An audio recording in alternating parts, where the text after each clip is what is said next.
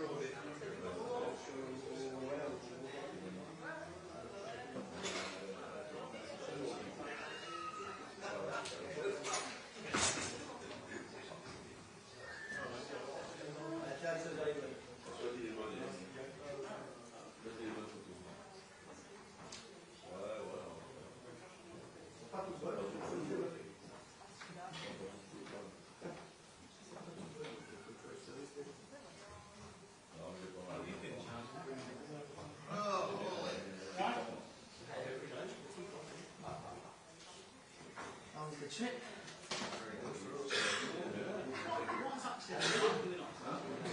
reason as you could be here for the first person.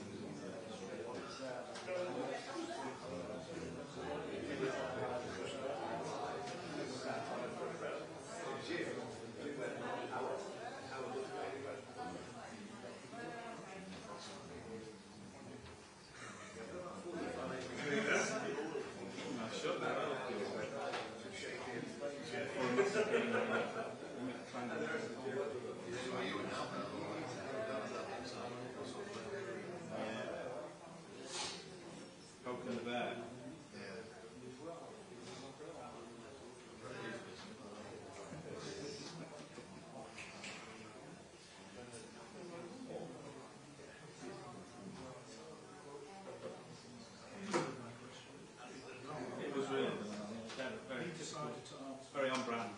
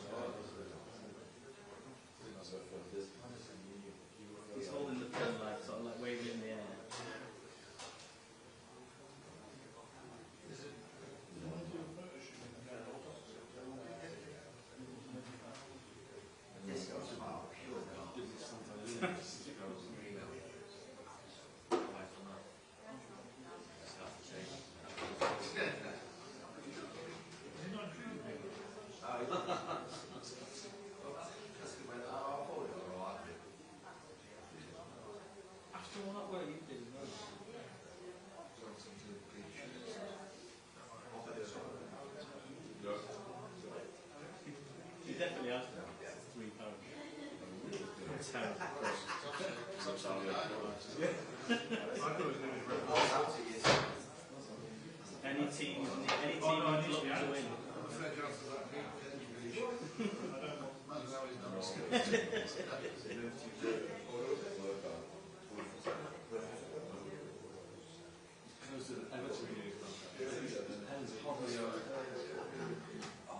No,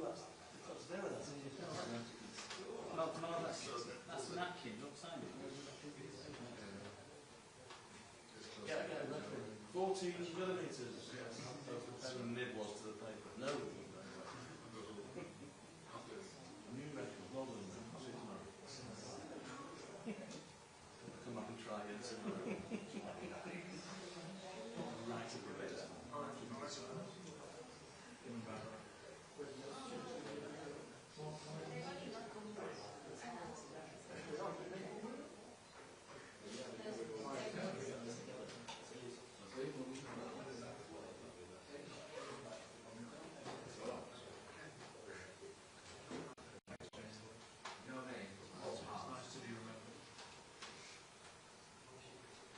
So we're getting that to roll again. At the entrance, yeah. And the sun was out, Chris. I'll leave it alright. I went through it, I saw you on it. Will we get this one? Yeah, no, you will, because it's around the outskirts. You just won't be able to put your phone, as long as you sit to the main road that you get. Well, let's get to know an advanced party. Indeed, yes, that's true. Call it. My dear colleagues can't get in. Keep it. Yeah, they might. It's a floor of the Get through all the But they mentioned that the press office is there tomorrow morning.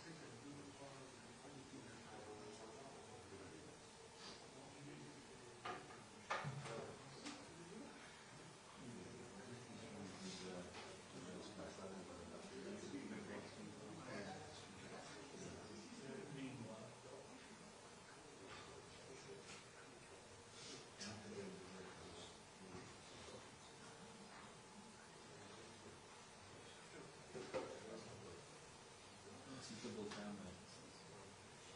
Shit. Turn back, double heels. Yeah, I'll double down on that now, yeah. Ask them if He's not playing smart.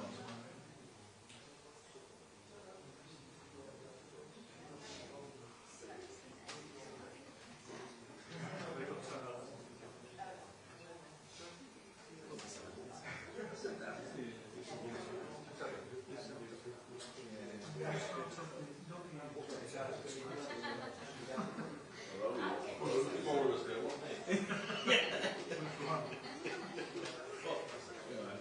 I like to say I didn't think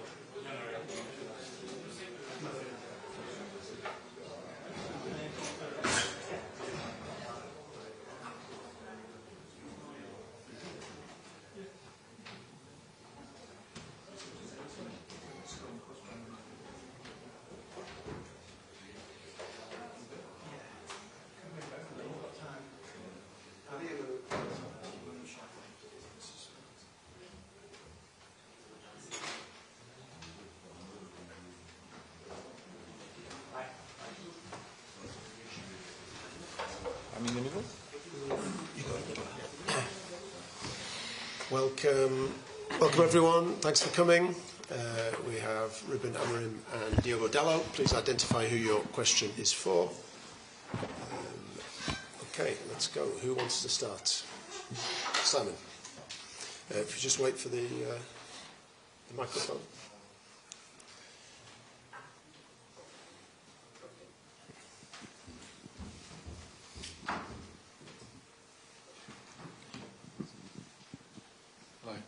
Hi, Ruben.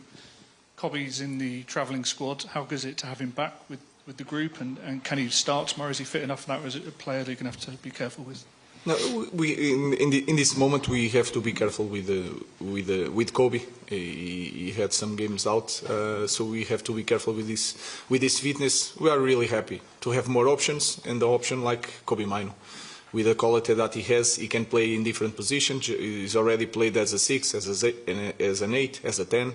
So we are really pleased to have Kobe Maino, but we have to be careful, and we need Kobe Maino fit and fresh. Things are obviously improving on the injury front, but Matthias is out, Toby's out. Can you provide an update on their situations? Yeah, Mate has a problem in his foot. We are trying to assess. We still don't have the data that he can return. Toby has a small issue in his leg, so we hope to have him in a few weeks. Jamie. Hi, Ruben. Just going back to Kobe. You mentioned there you played him as a 10, for example. He started for England in the Euro finals as a sort of central midfielder. Can he play there properly for Manchester United, in your opinion? Do you view him as being able to play that position? Yeah, he can play. I think in England sometimes they play with 3 defenders also. It was more or less the same position, so he can play. Of course, we need to help him, and we need to find like a little bit like Casemiro in this moment is playing better because we are understanding better the way Casemiro can play, and I think we can do that with Kobe because he has a lot of qualities.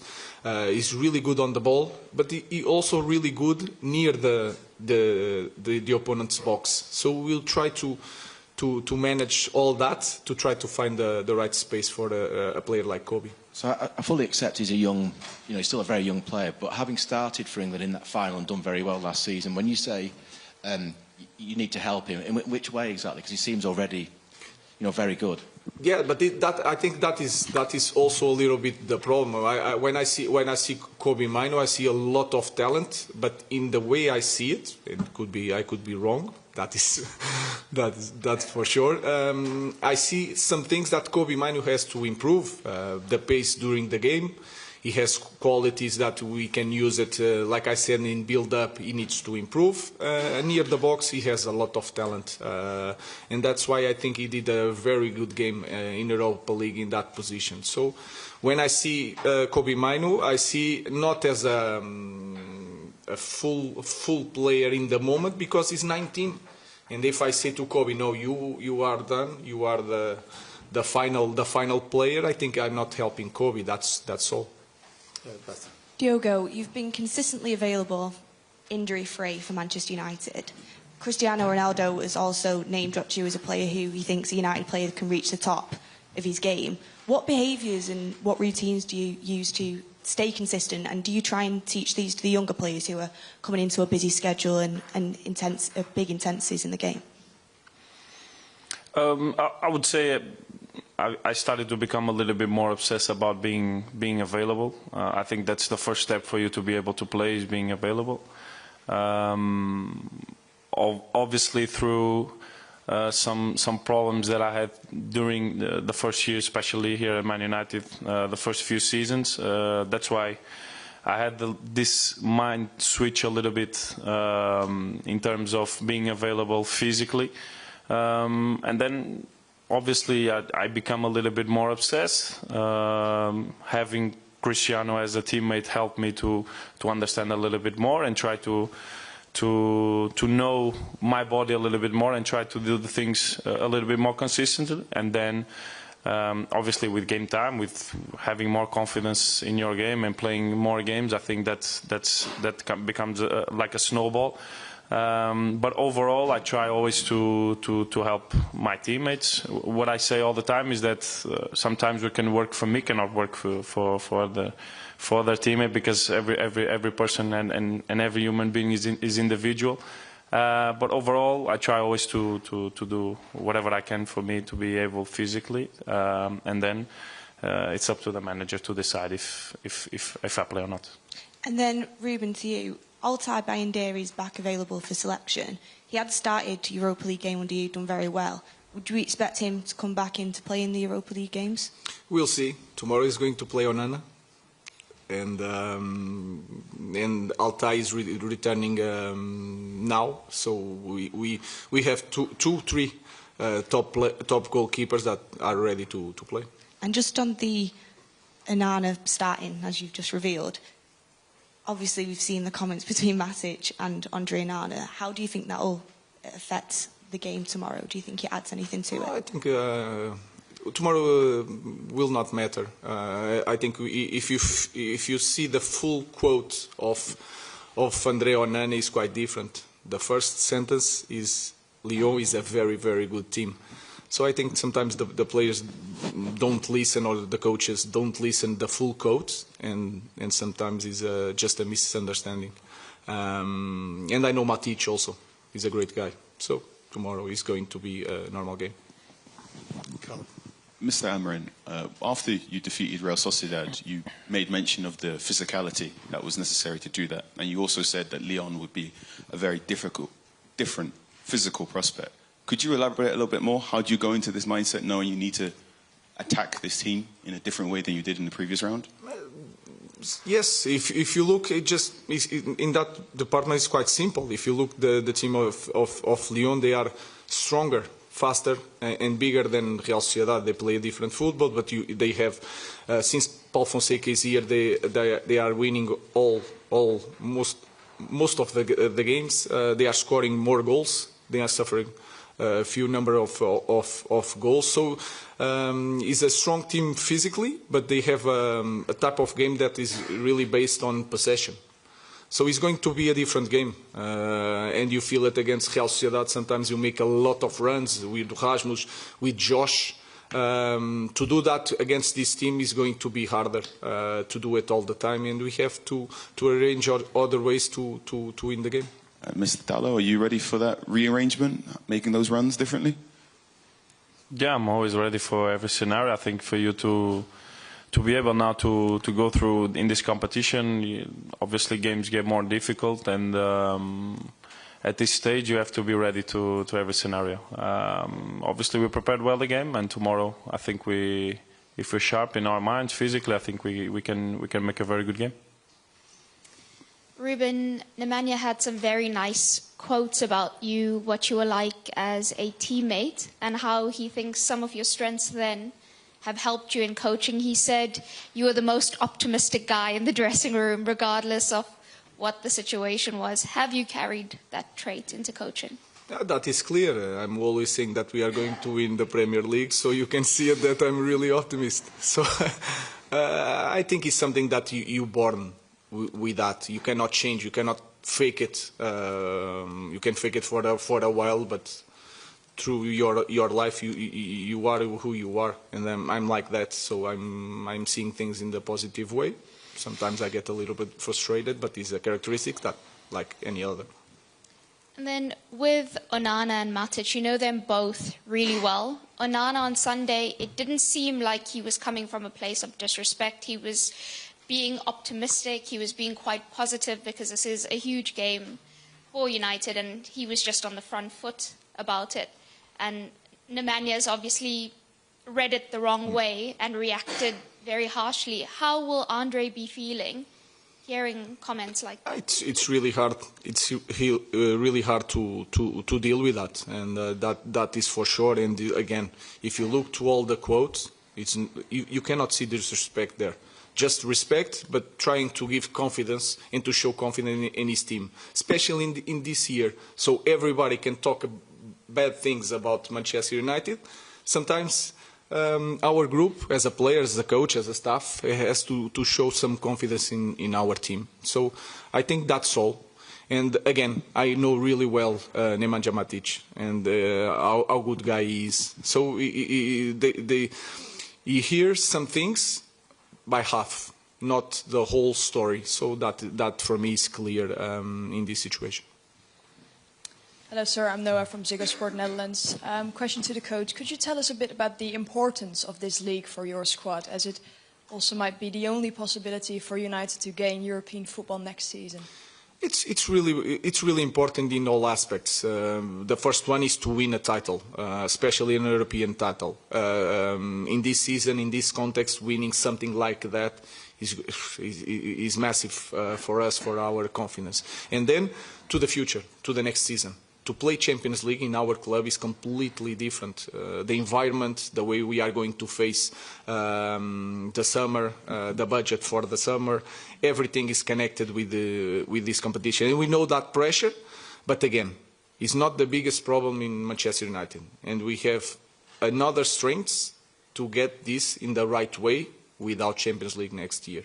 But of course, if we are here, we will try to win.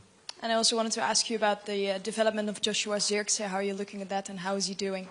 I think he's improving in all aspects. I think he needs to be more selfish, and that is a thing that when you play as a striker, he's not the typical striker, but he has to be more selfish. He's more aggressive now.